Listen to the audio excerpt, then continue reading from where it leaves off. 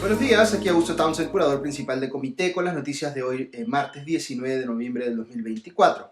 El podcast de hoy llega con el auspicio de la Fundación Manuel J. Bustamante de la Fuente, institución que desde 1960 promueve la investigación en los ámbitos del derecho, la socioeconomía y la historia, y cuenta con un fondo editorial con más de 100 publicaciones, en línea con su compromiso con la educación y la cultura, al que se sumará próximamente una que estamos preparando con mucha dedicación aquí en Comité.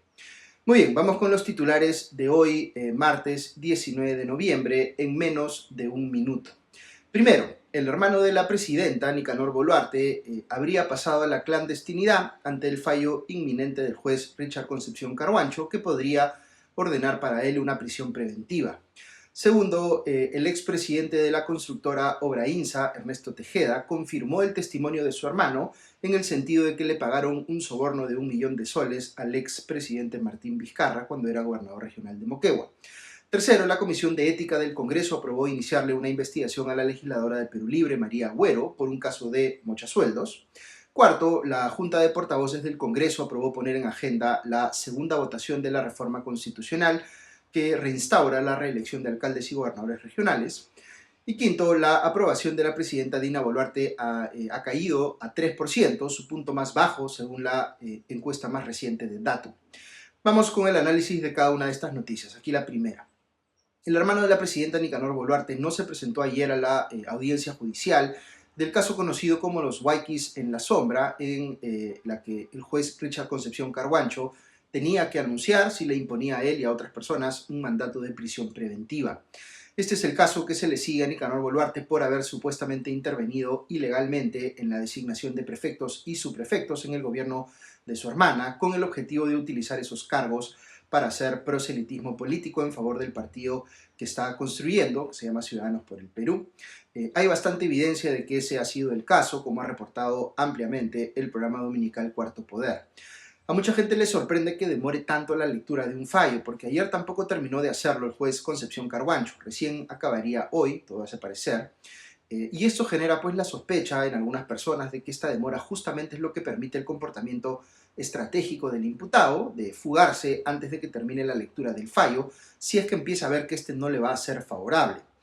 Y esto es lo que los medios están señalando sobre Boluarte, que además de no presentarse a la audiencia judicial de ayer, está no habido, es decir, no lo han visto por su casa, no se conoce cuál es su paradero. De ahí que se especule que ha pasado a la clandestinidad, asumiendo que el fallo le va a ser desfavorable, pero para en esa medida, digamos, evitar una prisión preventiva. Yo no daría eso por hecho, todavía hay que mirar qué puede pasar hoy, pero sí creo indudablemente que es probable. Eso podría poner a su hermana, la presidenta Dina Boluarte, en una situación bastante complicada, justo cuando le acaban de dar un 3% de aprobación en la más reciente encuesta de Datum, que voy a comentarles más adelante en el podcast, teniendo ella una investigación por haber supuestamente ayudado a Vladimir Cerrón a huir utilizando el vehículo presidencial más conocido como el Cofre. Y ahora, si se confirma esto respecto de su hermano, pues reforzará la especulación de que ella podría estar utilizando su poder para evitar que ciertas personas se enfrenten a la justicia.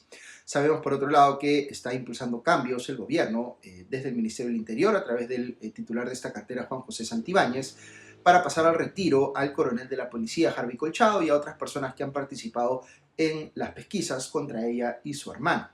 Lamentablemente se está convirtiendo pues, en una costumbre en el país que los investigados fuguen sin mayores dificultades, diciendo que son perseguidos políticos o algo así. En el caso de Nicanor Boluarte, como les digo, es muy claro que hay razones para pensar que sí ha influido indebidamente en decisiones del gobierno, buscando un beneficio personal o para su nuevo partido.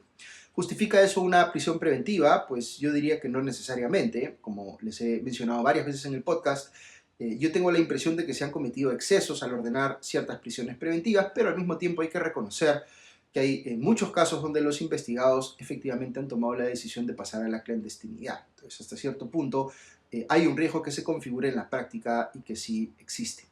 En fin, por más allá del caso puntual de Nicanor Boluarte, sí creo que la comunicación de este tipo de decisiones judiciales no debería pues tomar tanto tiempo como estamos viendo en este caso con el juez Concepción Carhuancho, sino que debería ser mucho más directa, por ejemplo, presentar una versión resumida de los argumentos que luego se pueden revisar en extenso en la versión completa del fallo escrito, digamos, porque no hay manera de seguir, ni siquiera para los propios implicados y sus abogados, una sesión tan extensa. En cualquier caso, esperemos que Nicanor Boluarte no se haya dado a la fuga, sino que responda ante la justicia. Segunda noticia, el expresidente de la constructora Obrainsa, Ernesto Tejeda, confirmó ayer lo que había dicho su hermano Elart, en el sentido de que la empresa le pagó un soborno de 1 millón de soles al expresidente Martín Vizcarra, quien entonces era gobernador regional de Moquegua, para adjudicarse la obra conocida como Lomas de Hilo. Además de esta presunta coima de 1 millón de soles, que equivalía, según Tejeda, al 2% del monto total de la inversión en esta obra, el Ejecutivo señaló que le aportaron 40.000 soles a Vizcarra para que pudiera alquilar una avioneta, cosa que les había pedido. Dijo que se sintió obligado Tejeda a hacer este favor, pues creía que de otra manera podría frustrarse la adjudicación del proyecto de Lomas de Hilo. Tejeda dio más detalles sobre la coordinación que tuvieron con Vizcarra para presentarse al concurso por esta obra, con un precio que el propio expresidente les ayudó a fijar para no pasarse de los límites aplicables al gobierno regional de Moquegua. El juicio contra Vizcarra ha entrado en un pequeño receso, se reanudará el próximo lunes 25 de noviembre. El pronóstico no pinta bien para Vizcarra debido a la contundencia de los testimonios y otras pruebas presentadas por quienes lo acusan de presuntos actos de corrupción. Según El Comercio, en el marco de este juicio, la Fiscalía ha presentado más de 140 pruebas documentales contra Vizcarra. Tercera noticia, la Comisión de Ética del Congreso aprobó ayer seguir con el caso contra la legisladora de Perú Libre, María Agüero, por supuestamente haberle recortado ella los sueldos a los trabajadores de su despacho, para apropiarse más o menos de una suma de 27.000 soles, es decir, por lo que popularmente ha venido a conocerse como un caso de, entre comillas, mochasueldos. Fueron 11 los votos que se manifestaron a favor del informe de calificación contra Agüero en la Comisión de Ética, mientras que solo una persona votó en abstención, su colega de bancada Kelly Portalatino. Recordemos que esto no significa necesariamente que la vayan a sancionar en última instancia, porque el Congreso, como sabemos, muchas veces muestra pues, un espíritu de cuerpo y como la lista de imputados por mochasueldos es muy larga, existe pues un incentivo para que se protejan entre ellos. Pero sí es llamativo que no haya habido siquiera un voto, en contra de que se procese la denuncia contra Agüero. Nadie ha querido salir a defender al menos a este nivel. Una cosa que ha ocurrido en paralelo en las últimas semanas es que se ha confirmado la sentencia que le dio el Poder Judicial a un ex congresista, Michael Urtecho, poniéndole más de 20 años por un caso también de este tipo, de mochasueldos. Entonces, si se mantiene ese criterio judicial, muchos de los mochasueldos actuales pueden prever que van a tener pues, una situación bien complicada cuando sus casos empiecen a pasar al Poder Judicial. Cuarta noticia, en una reunión ayer por la mañana, la Junta de Portavoces del Congreso llegó a un acuerdo para que este miércoles se vea la segunda votación de la reforma constitucional que restituye la reelección inmediata de alcaldes y gobernadores regionales. Como recordarán, el pasado 29 de mayo el Poder Legislativo aprobó en primera instancia este proyecto de reforma constitucional con 92 votos a favor, 25 en contra y 3 abstenciones. Sin embargo, por ser una reforma constitucional, la iniciativa debe aprobarse en 2 legislaturas con más de 87 votos. Eso es lo que el Congreso buscará hacer este miércoles en segunda votación.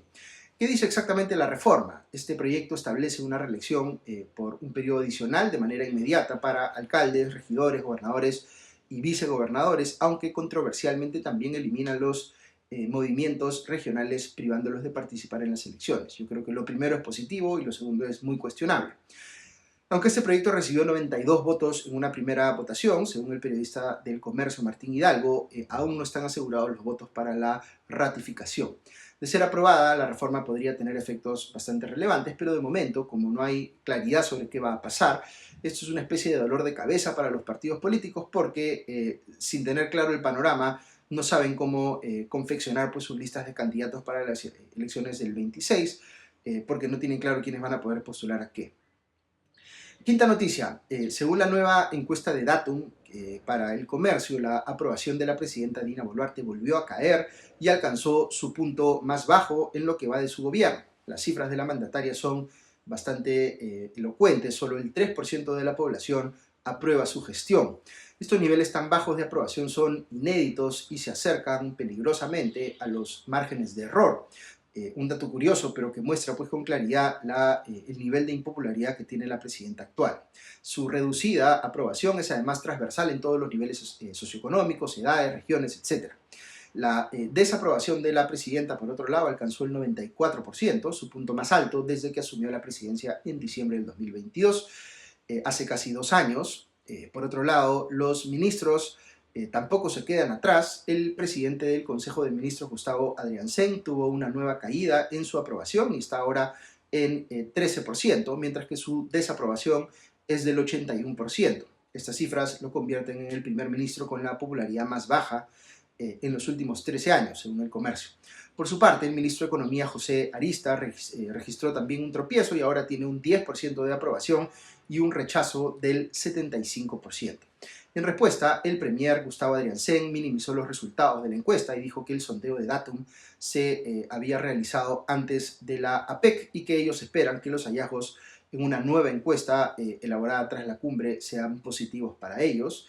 Mientras que el ministro de Educación, Morgan Quero, dijo que el gobierno tiene, entre comillas, sus propios datos, que es normalmente lo que dice un gobierno cuando le va mal en las encuestas, sobre la popularidad de la presidenta Boluarte, aunque no reveló más detalles sobre esas supuestas otras encuestas. Muy bien, recuerden que Comité es un esfuerzo que busca explicar a diario las noticias más importantes de manera rigurosa, sin sensacionalismo y sin dueños de la verdad, para que tengamos una ciudadanía mejor informada. Si nos escuchas desde las cuentas de Comité en las redes sociales, dale seguir, cliquea me gusta y comparte nuestros contenidos para que podamos llegar a más gente. Un agradecimiento nuevamente a nuestro auspiciador, la Fundación Manuel J. Bustamante de la Fuente, y a nuestros suscriptores con cuyo apoyo podemos seguir haciendo esto que tanto nos gusta. Que estén muy bien y nos escuchamos el día de mañana. Adiós.